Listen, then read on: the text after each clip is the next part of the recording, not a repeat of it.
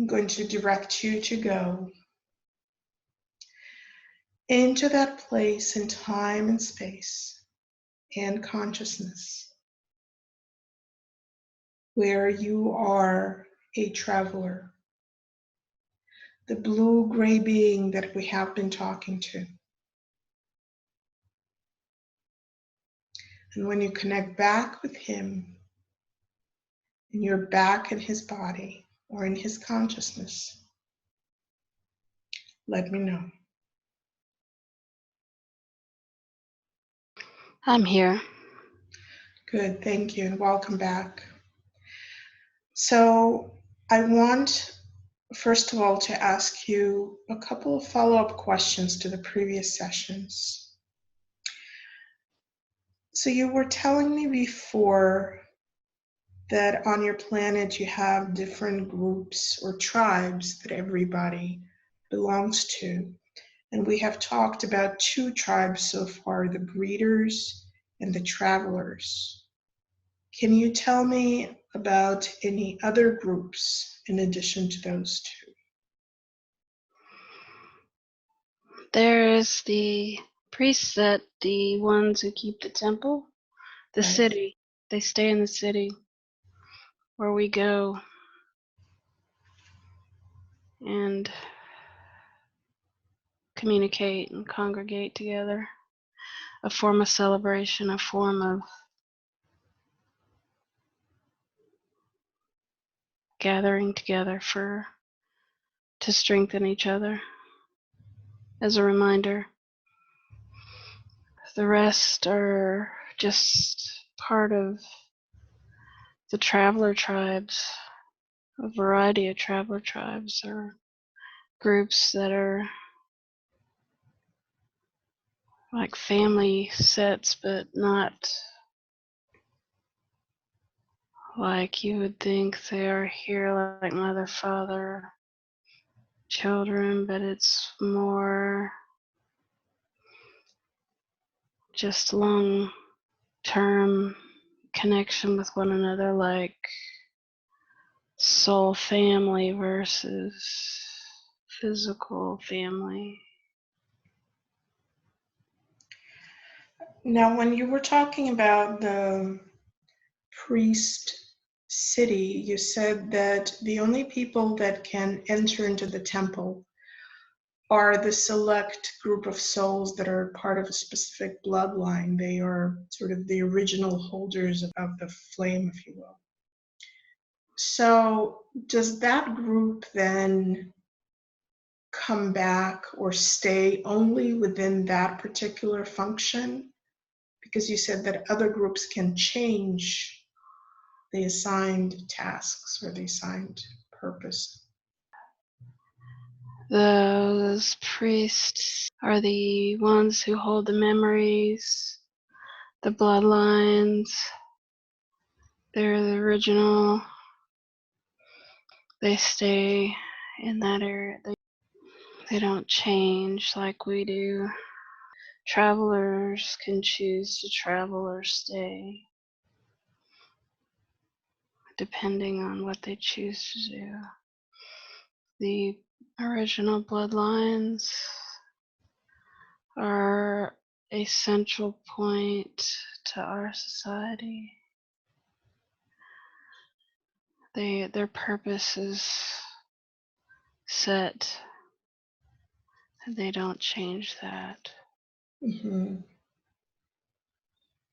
And outside of the priests, the breeders, and the travelers, is it correct that you don't have any specific tribal functions or any tribes that are assigned one function? It's more of just soul groups and everybody does whatever needs to be done?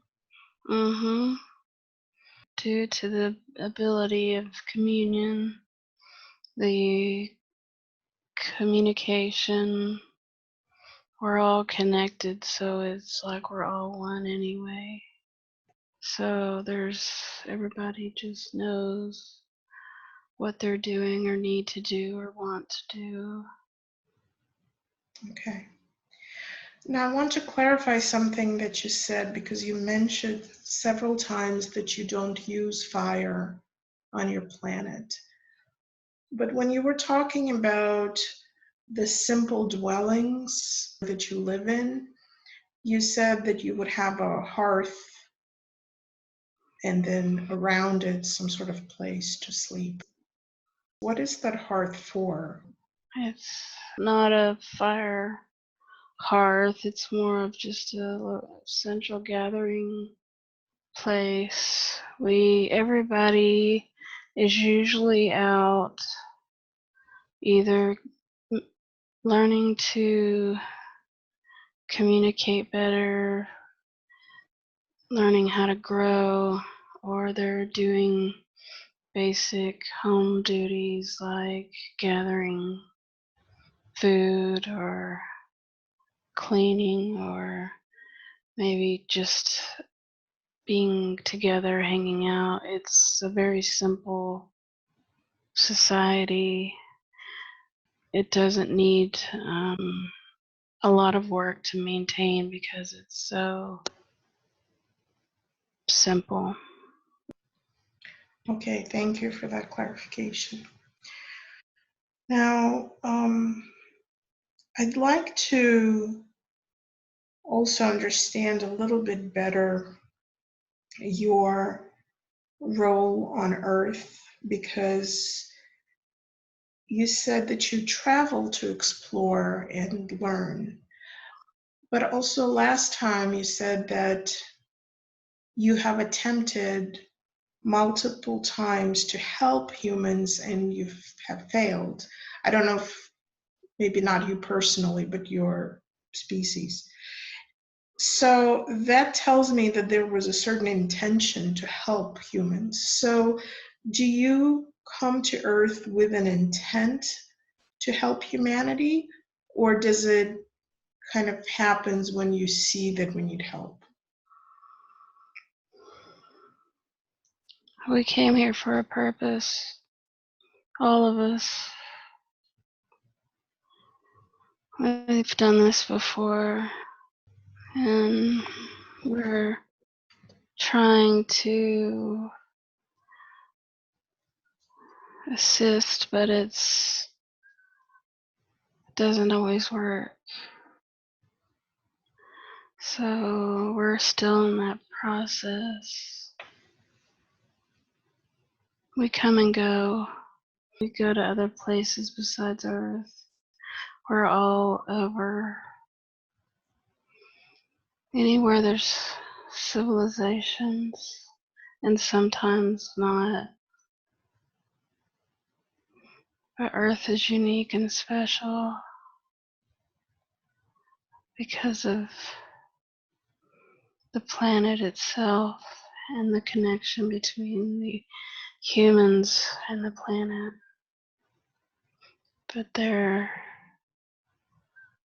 chaotic energy is destructive, so they keep destroying themselves,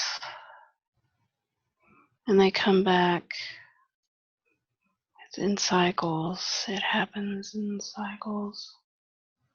Right. So when you said we come here for a purpose, is that purpose your own kind of learning, or was that purpose to be of help to us, or is it both? Our society, many eons ago, was in a similar position before we learned to communicate with communion amongst ourselves. We learned to be one, be unified. And that took a long time. It's all young civilizations go through this process. And some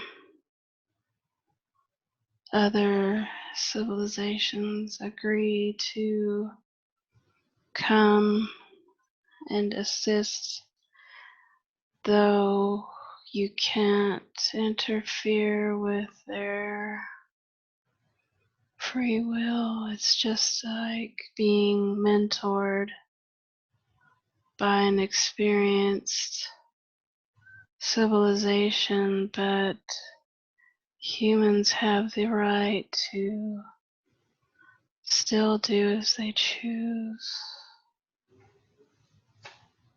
So your civilization was at a similar level as the humans are right now, some eons ago?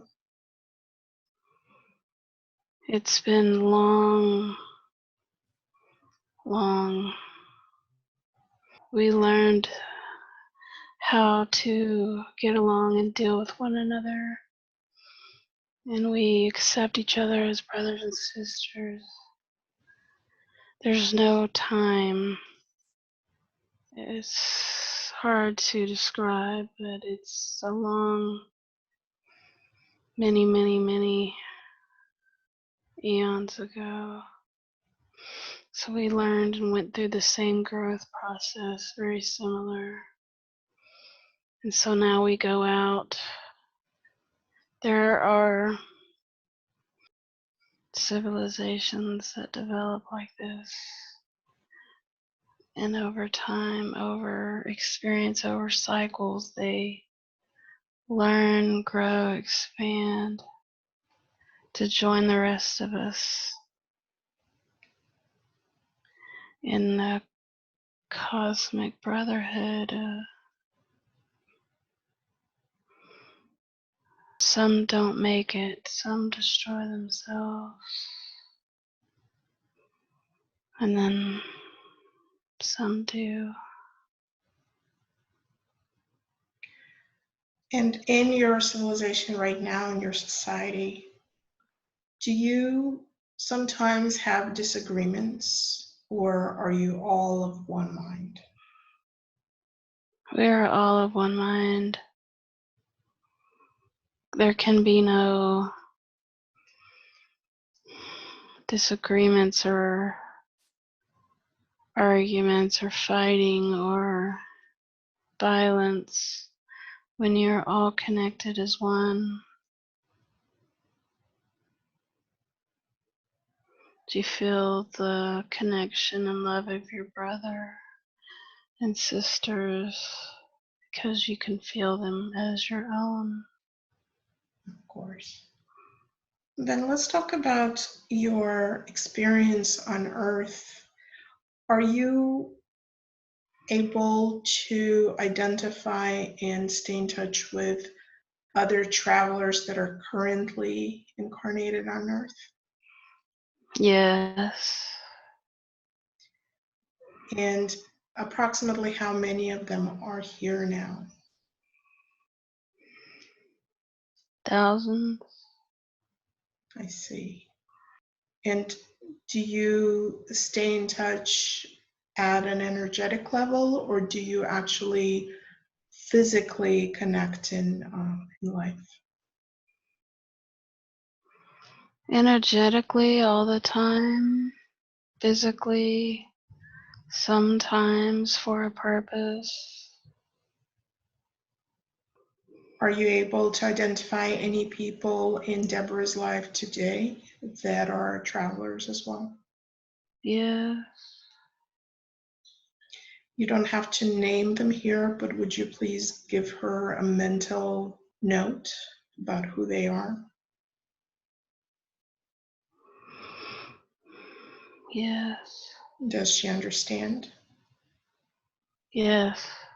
Good. And she can retain that for her own information. So I wanted to ask you then, if you have ongoing contact with humans from lifetime to lifetime, so as we cycle back in and out on Earth, are there certain humans that you continue to work with or stay in touch with through those cycles or across those cycles? Not humans, but other part of us. Humans are just a species that is, we piggyback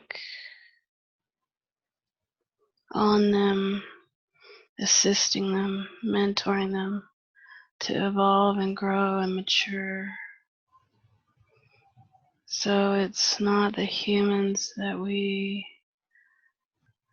they are not like us yet. There are higher beings that connect us all. And yes, so we stay in contact when we decide to come back in.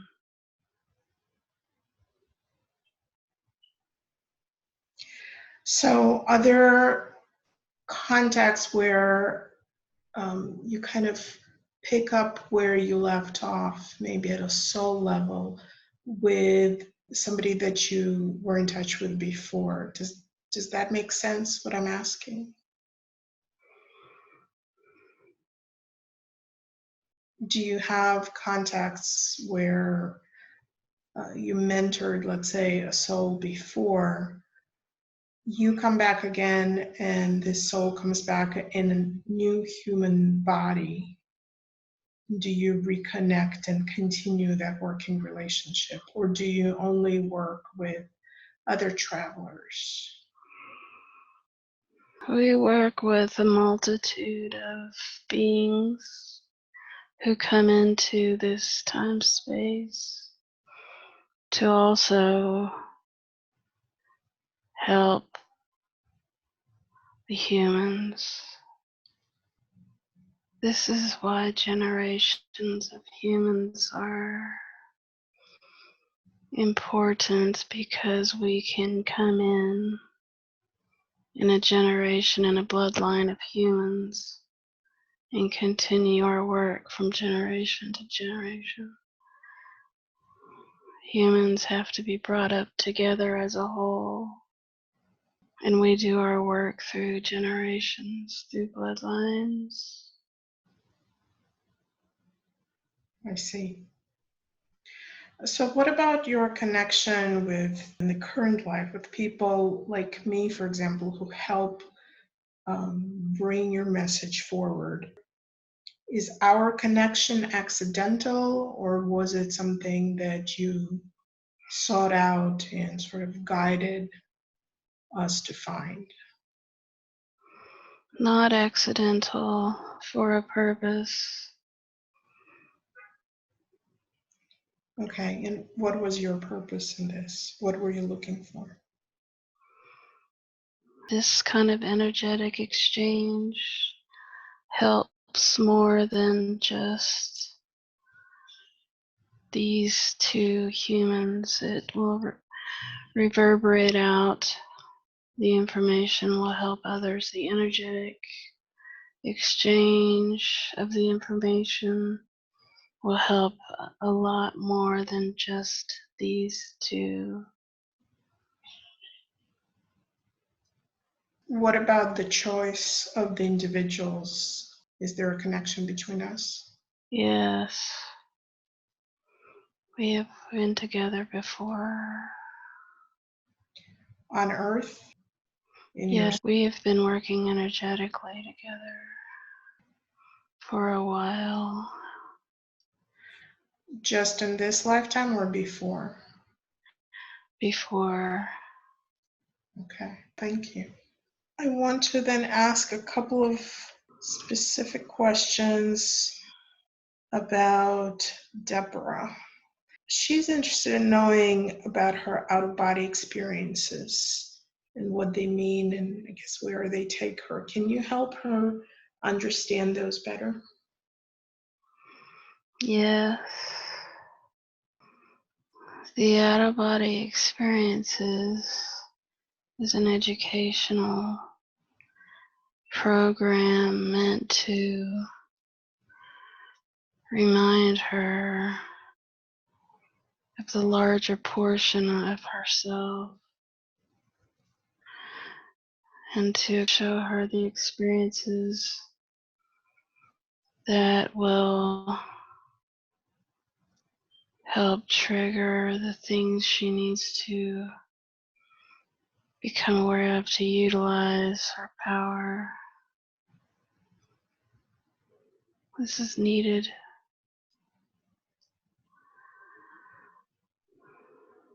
And can you share with us where she travels when she has these experiences?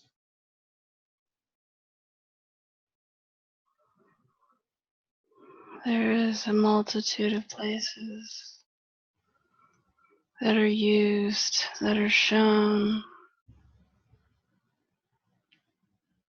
They are in other dimensions, other planets. There are similar Earth-type planets that she goes to.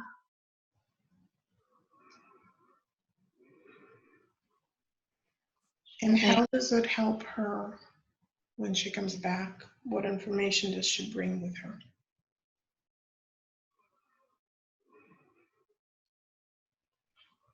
She brings back the experience, the awareness, which in turn wakes up a portion of her that has been cut off, asleep. She forgot who she was, who she is, and her abilities and the powers that she has. You know, a lot of people that remember those parts of themselves that are not of this world also feel that they are out of place in this three-dimensional earth world. And so they often want to escape. Can you give them a message? Can you tell them how you see our life in terms of our experience and the importance of that experience here in three dimensions? This place is just as valid as any other place. It is unique in the way it is set up. Energetic experiences. It's a great place, a great teacher. It helps form and shape and guide. That's why so many other civilizations come, because it's such a unique, beautiful experience. Thank you. And I wanted to do something a little bit different also today. I want you to see if you can tell me about Deborah's body. She was experiencing some discomfort before. And I wonder if you can scan the body and tell us why she's experiencing that, if there is particular significance in her symptoms, and if you can heal them also. She has emotional blockages that is causing the symptoms. In her stomach. Yes. Anger, resentment. She feels trapped. So it's coming out in her stomach pain. So is that something that you can assist her with releasing? I can help. Okay, please do. And are you doing it right now, or are you going to do it from now on? I can help now. And as you're doing it, can you tell me what you're doing? I'm removing the blocks that she is in her energetic system. And are those blocks from this life experience, or is it more accumulated across time? It is both now and from previous, earlier, parallel, same connection. She has to learn to let that go. So how is it going with the removal of the blocks? Fine. Though if she does not deal with her emotions appropriately, it will return. Are her symptoms going to subside and go away right now after this session? Yes. Thank you. And can you give her some clarification on how she can deal with her emotions more appropriately? Let them move through her instead of hanging on to them. Humans are emotional, but they don't need to hang on to the emotions. They serve a purpose, but are damaging when not released appropriately. So at this point, is the clearing of her blockages completed? Yes. Good.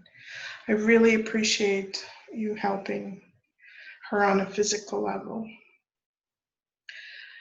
So let's then move back, or actually move forward to the next topic. So last time you mentioned that there are representatives of multiple civilizations, multiple species here on Earth, and some of them are benevolent, like you, and some are not.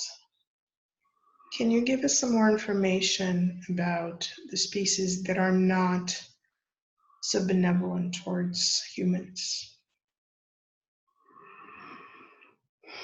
These species have their own purposes on how they live and how the purpose that they come here. It's just like an ocean with a multitude of species. Some can live in perfect symbiosis with their host. Others cannot. They just have different ways of living, different purposes. Some are in harmony with this planet, and others come from something much different. But due to the uniqueness of humans and their emotions, it's like a light in the dark to them. They come and investigate, and they can feel the energetic field that humans produce, and it's very appealing to them. It feeds them in a way. Are you saying that they feed on our emotional energy at times? Mm-hmm. And can you give me maybe an example of the species that humans would even be familiar with?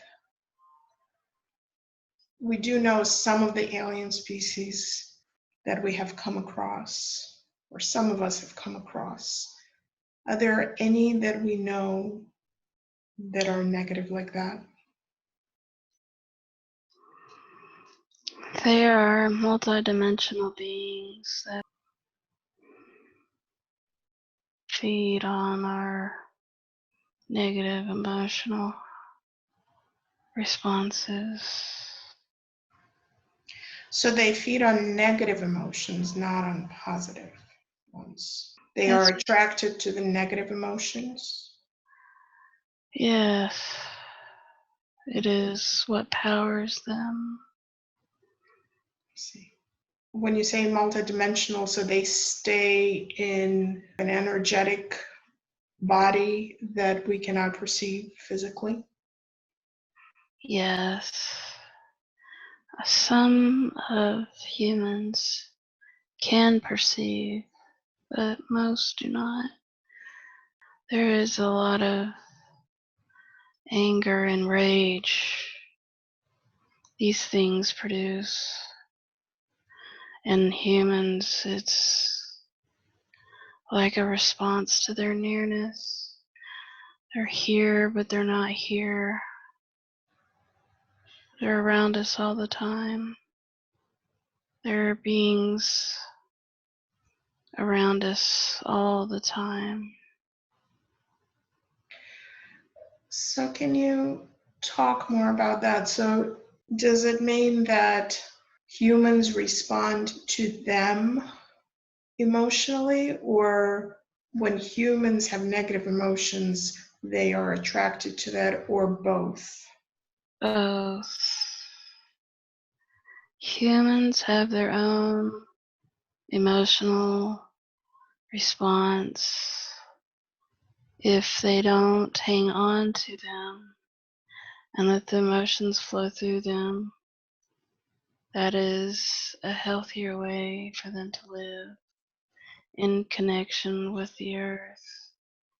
It is a living field, energetic field, and the emotions connect and flow through both. But when humans hang on to their emotions, these beings are attracted to that and will come, and once they're there, it then elicits more responses to them, which in turn feeds them more.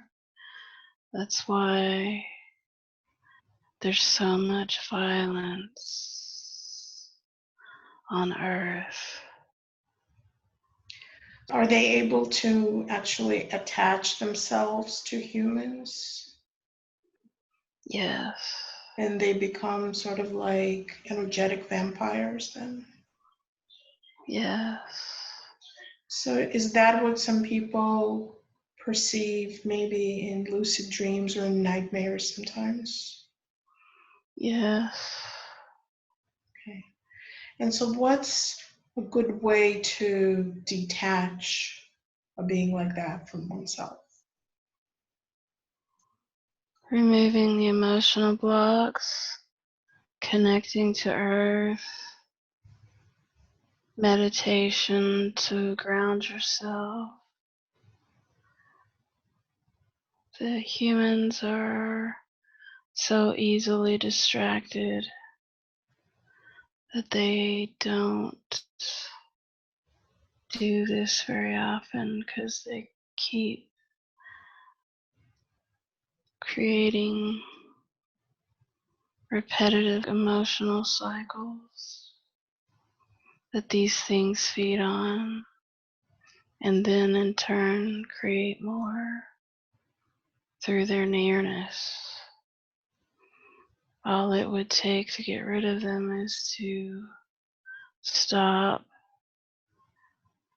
be in the now, let go of the energy, the negative energy that you hang on to. Go outside and sit on the ground it would cleanse. But most humans are very repetitive in their thoughts, and it will come back because they don't have any focus or discipline. And when you talk about the negative emotions that those beings are attracted to, is it just anger? No, What are their emotions? loneliness, depression, grief, sorrow, fear. When you talk about letting those emotions just flow through you, what other specific ways can we handle the emotions in a healthy way? By reconnecting to the earth, there is a symbiotic relationship between earth and humans that cannot be denied.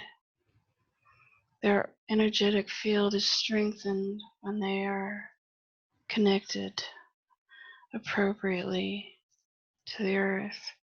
They will also allow those emotions to flow through them. Grief is one. They will hang on to the grief and they will withdraw from the earth and not connect to it. And this draws those beings to them. It makes it hard at that point for them to let go of the grief because then the being reinforces it over and over and over. They can insert thoughts at that point. They have a lot of control. Most people think it's themselves that's creating it, but it's really just a record at that point that the being wants you to feel. So making a point to get out, go for a walk, meditate, sit on the ground, be outside, clear your mind, focus on something besides the grief or the anger or the rage. Anger and rage and grief are okay and normal, but not if you don't let them flow through you. When you hang on to them and live them daily, moment by moment, that's what causes the attachment of these negative beings that end up creating a chaotic, energetic environment for the humans. Are there any negative beings like that on Earth currently that actually take on physical form? They do, on occasion, are able to come into a human physically.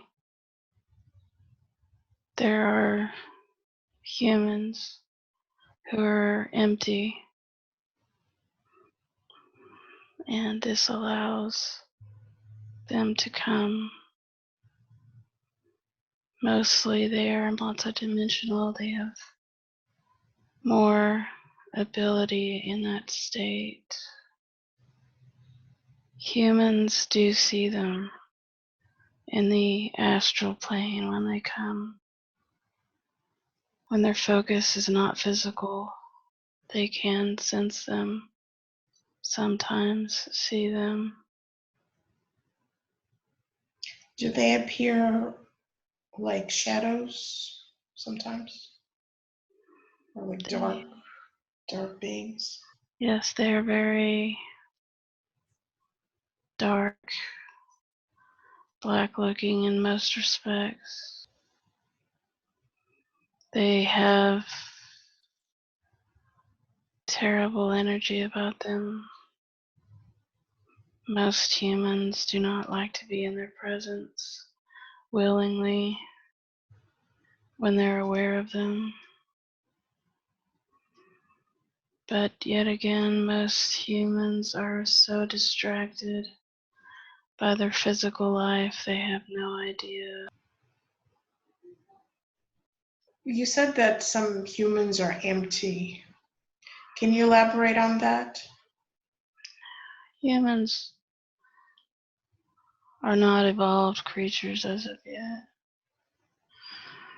Most humans have beings piggybacked onto them. Most humans are very simple, animalistic mental states, spiritual states. That's why they're here on this dimensional plane, because they're so, as of yet, unevolved. That's why we come here to piggyback and mentor them. You could say that we are kind of similar to the negative entities that come to feed on their negative emotions, because we are also doing the same, except for not feeding off of the humans, but more guiding them to help them evolve and grow. So it's a constant fight to keep humans focused so they can evolve. Thank you for that information. It was really interesting. So I'd like to change the direction back to your travels.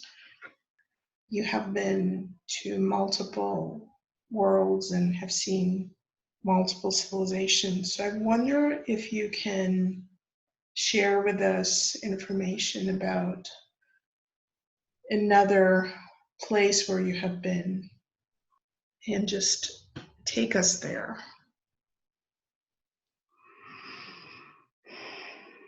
There are dimensions, places that are very empty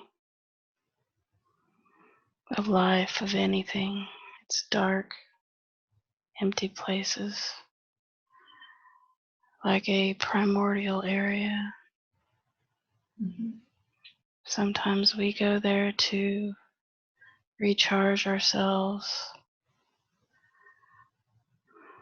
just take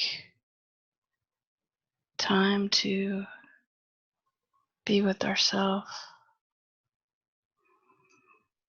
It is like a void, dark, quiet, empty. Would it be considered like the core of the creator, the unmanifested creator? Yes, similar.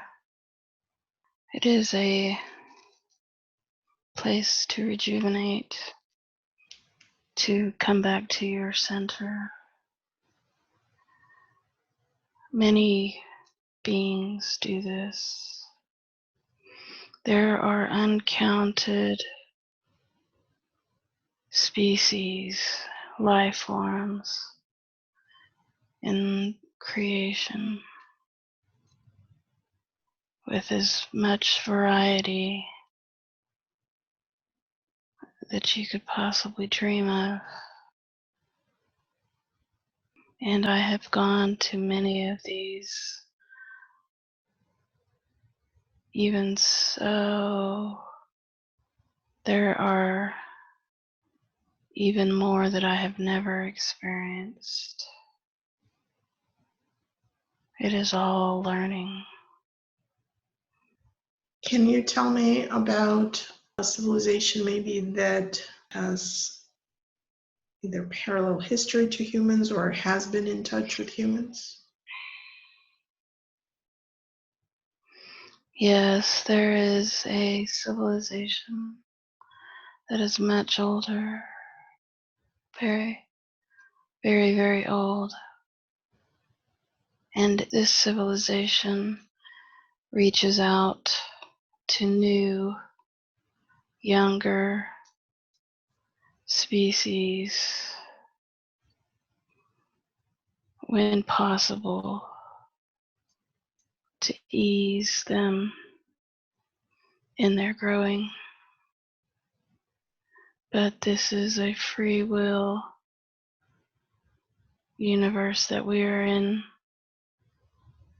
So each species, each new civilization, creation has the right to choose for itself. So it is a slow, ongoing process that takes a long time, with steps forward and steps back,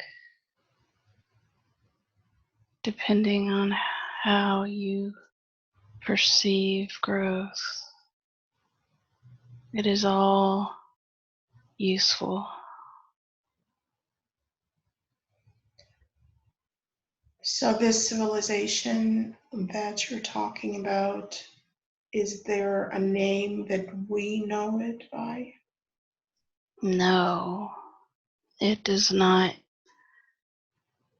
get that involved directly per law. Can you see yourself being there? Yes. And can you just tell me about what you're observing or what comes to you about that experience? I see a planet that is very large. It's beautiful. It's multifaceted. This civilization has learned to harness many forms of power and creation. They have learned how to be at peace and one with other civilizations. They are a guidepost for many others. On their planet, do they exist in a physical form? No, not like that. They're energetic beings.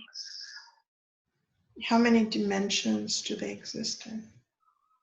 Multiple. Okay. And can you describe their planet a little bit more? They have, this is interesting. I can see a white tower all the way up into the atmosphere. Very high, very high. And multiple platforms surrounding it. There's lots of blue colors, but I can see it's the energy of the planet that feels so good. There's a lot of love on that planet.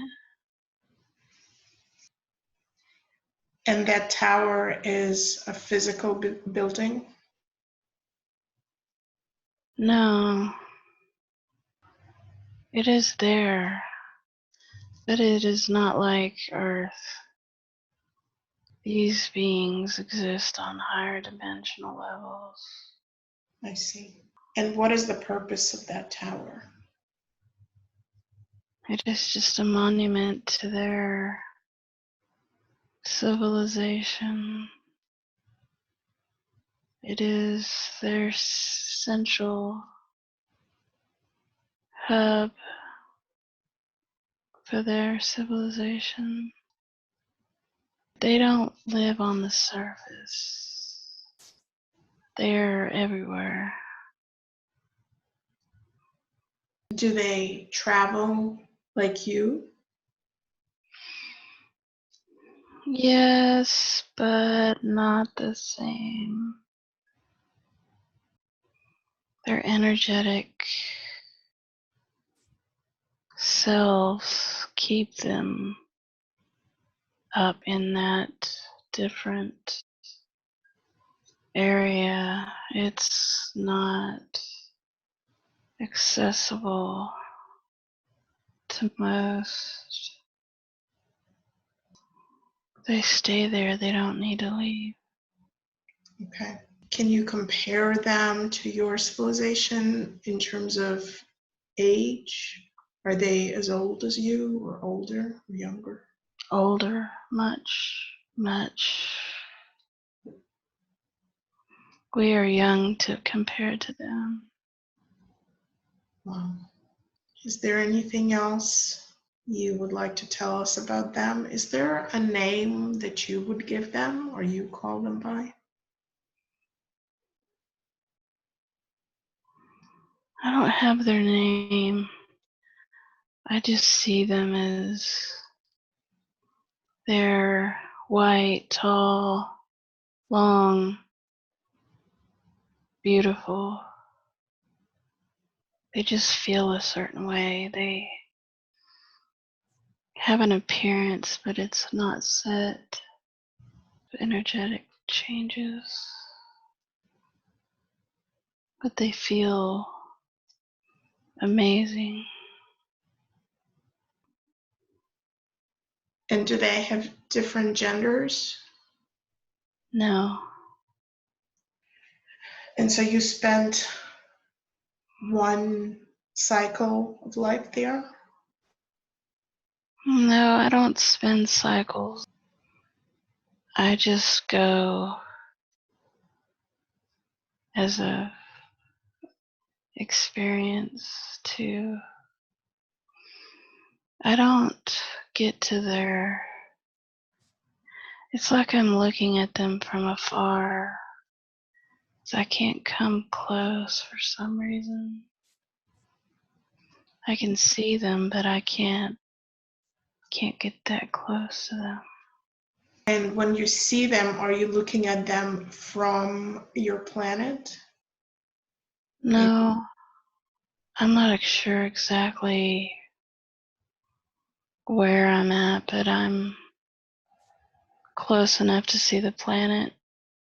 I can see them, I can feel them, but I feel like I'm kept away, like I can't go.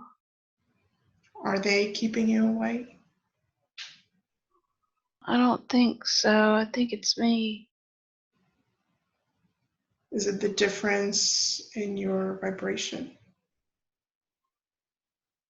Yeah, it is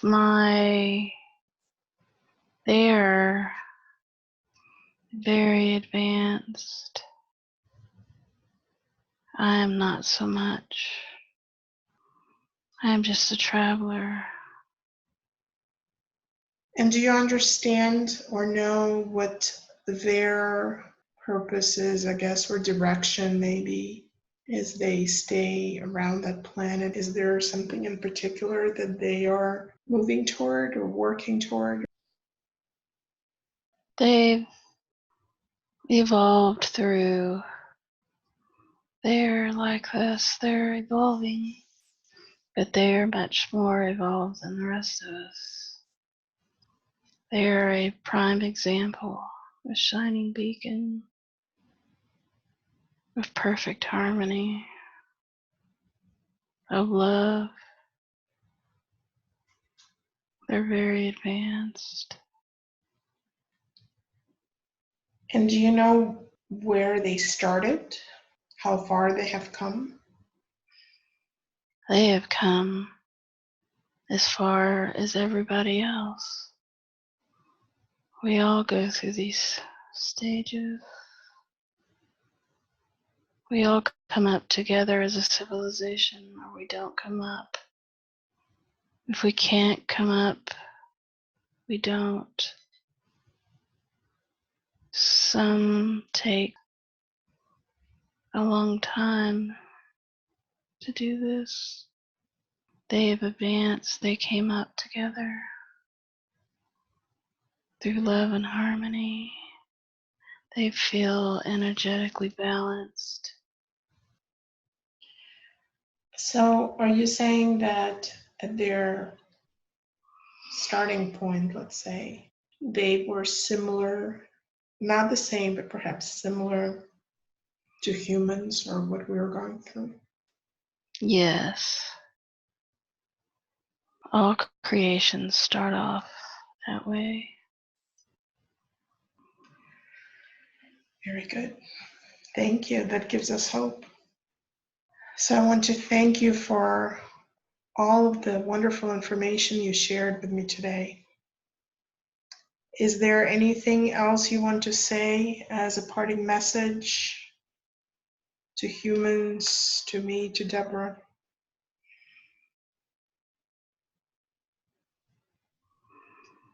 We have to all, it's like water. One or two cannot do it alone. We all have to do it together. So there is a responsibility to one another to come together, to evolve. Thank you so much. I'm going to let you go for now and begin to bring Deborah back.